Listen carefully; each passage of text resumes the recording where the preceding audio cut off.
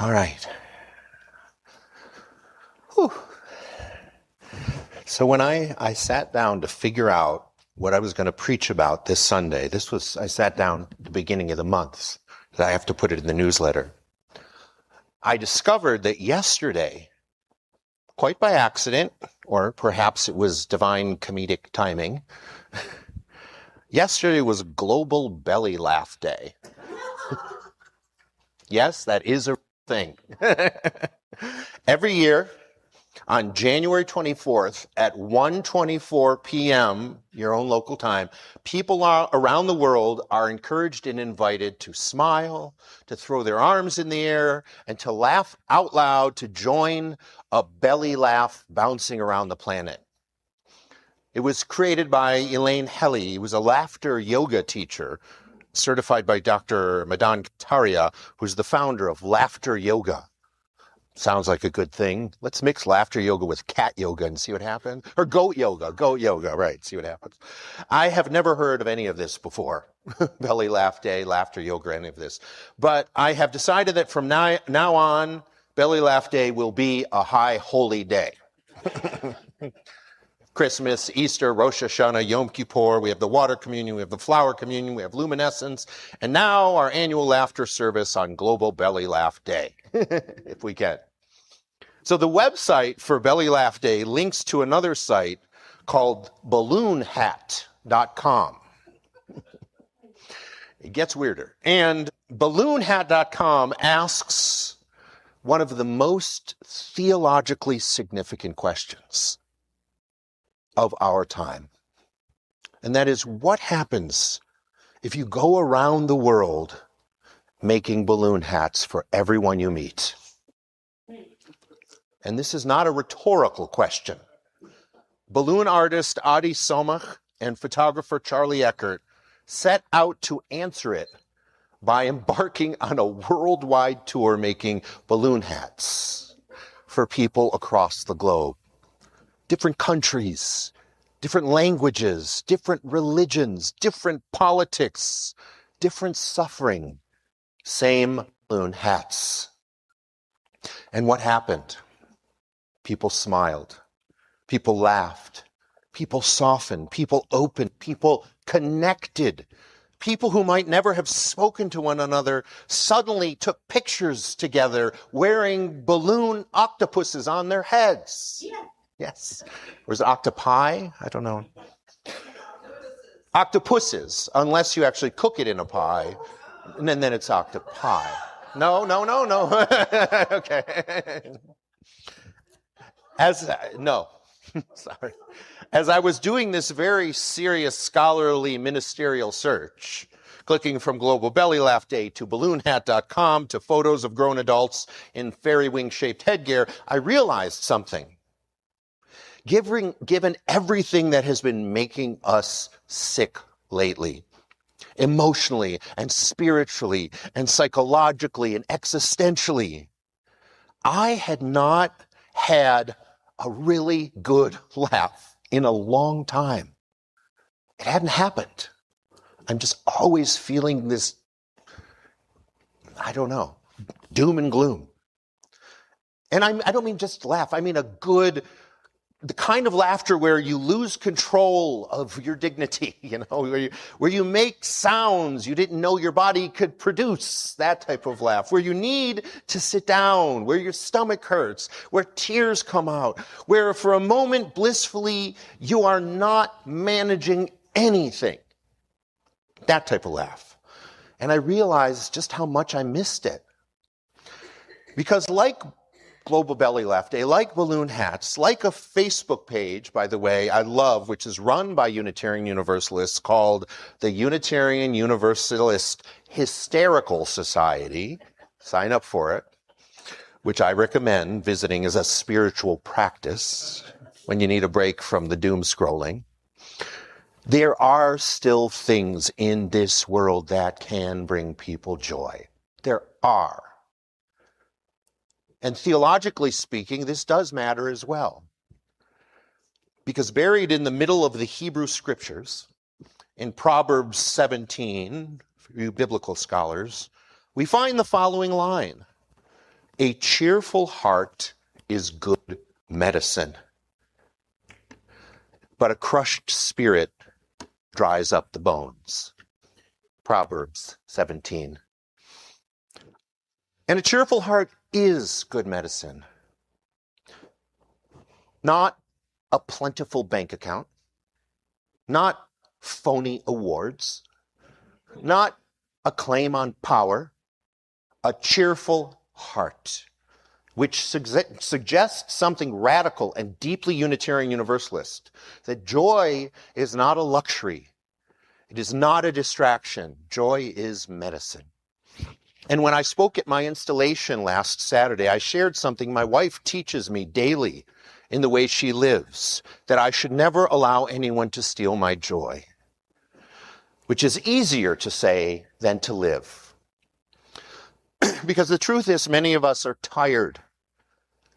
Many of us, most of us, all of us are grieving. We're scared. We're angry. We're overwhelmed. We're doom scrolling like it's an Olympic sport. And when life feels like this, like I said at the beginning, laughter can sometimes feel inappropriate, or frivolous, or naive, or even a betrayal of the seriousness of the moment. But our traditions say otherwise. Today, as you experienced in the Ministry of Silly Laughter meditation, we are intentionally today trying to reconnect with laughter, not to escape reality at all, but to heal our spirits so that we can stay in reality. Because laughter is not denial, laughter is defiance. Laughter says, you do not get to flatten the full range of my humanity. Laughter says, I will not become only my fears. Laughter says, I am still alive in here. When I did my chaplaincy internship back in 2017 in Michigan, I had not yet come to Unitarian Universalism. I identified strictly as an atheist, as a humanist.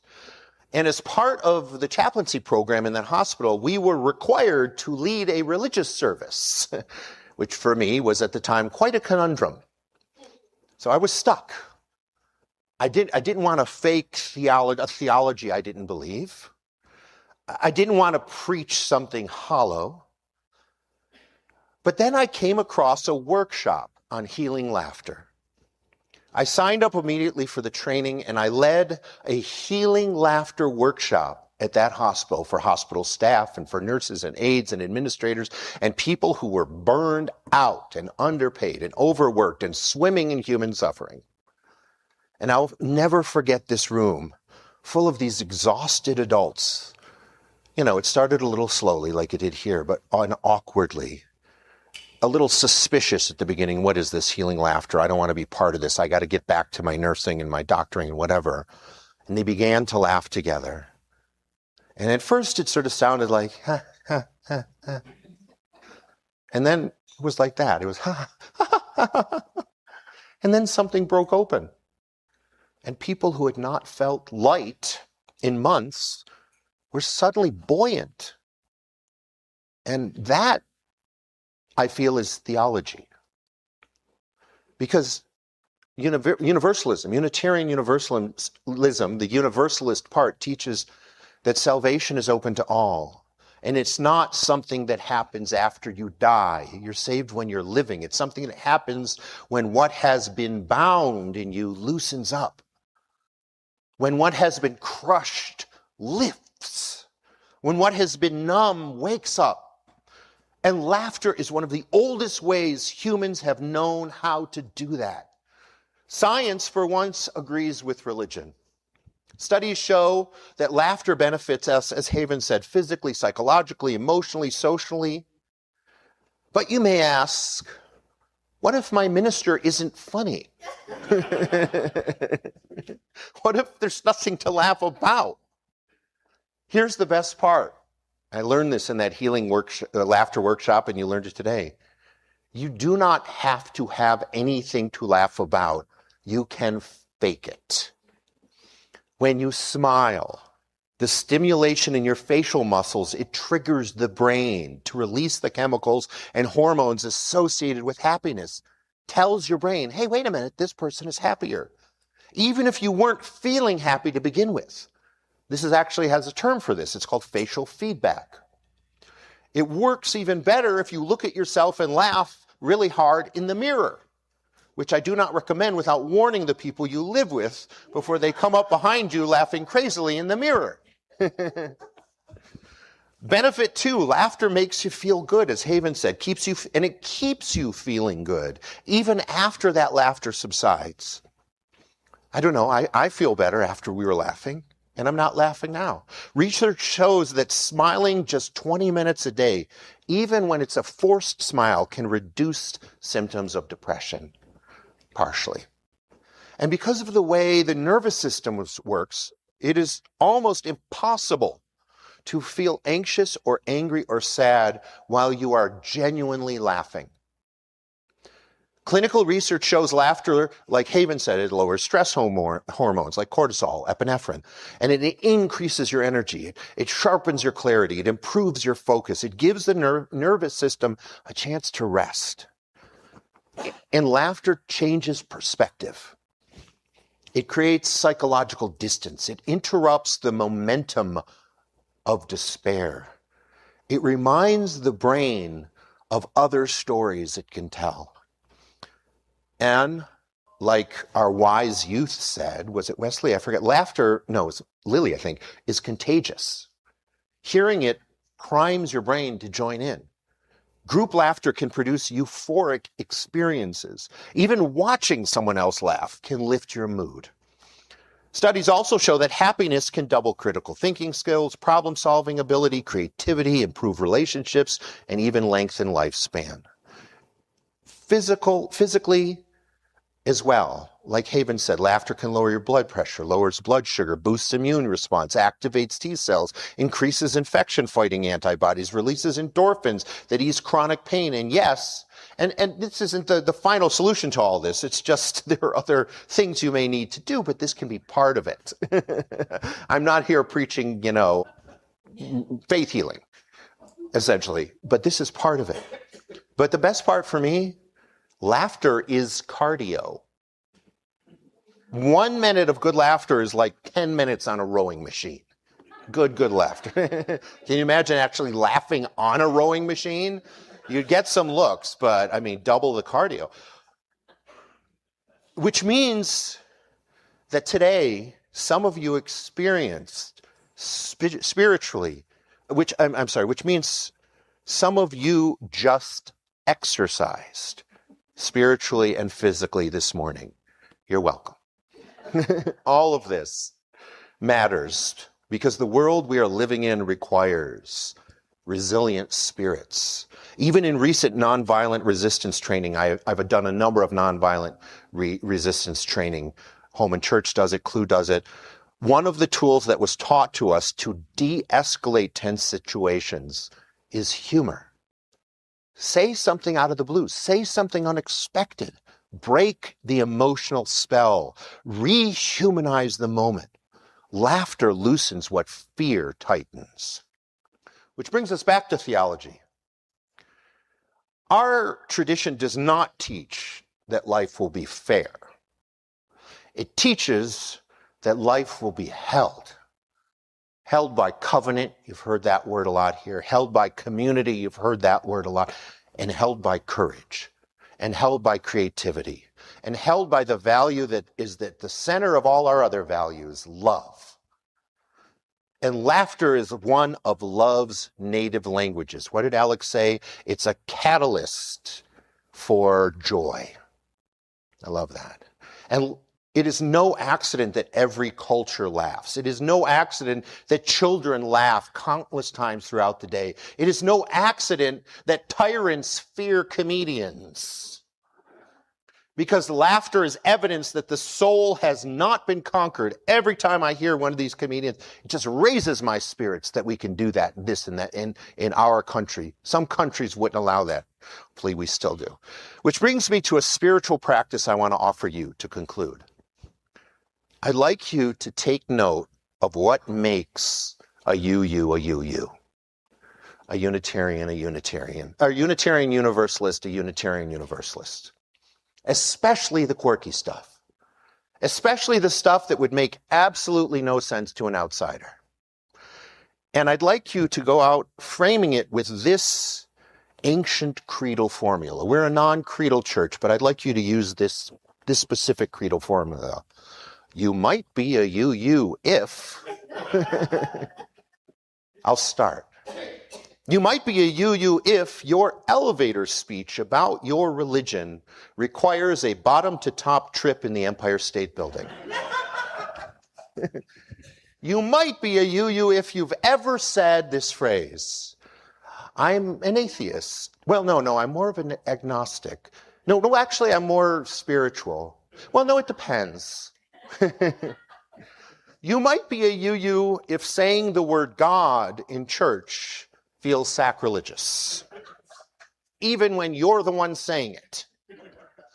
You might be a you if your spiritual life includes a tea light in an ashtray that you pretentiously call a chalice.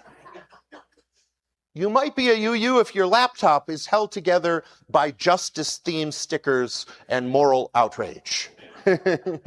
You might be a you if you have stood to sing a hymn only to discover no one knows the tune, half the words were changed, and someone is harmonizing courageously in an entirely different key. You might be a you if your worship service includes a Buddhist meditation, a Jewish story, a Christian parable, a poem about trees, a sermon about laughter, and an announcement about the pledge. By the way, please pledge. Before I send you off to make your own you might be a you if statements, I want to leave you with a final one. You might be a you if you know deep in your bones that a religion without all the answers, but committed to love and justice and wonder, is exactly the kind of beautiful, imperfect, hopeful, joyful experiment that you want to be a part of. Because you might be a you if you believe that joy is not the opposite of seriousness. Joy is what makes seriousness survivable. May it be so.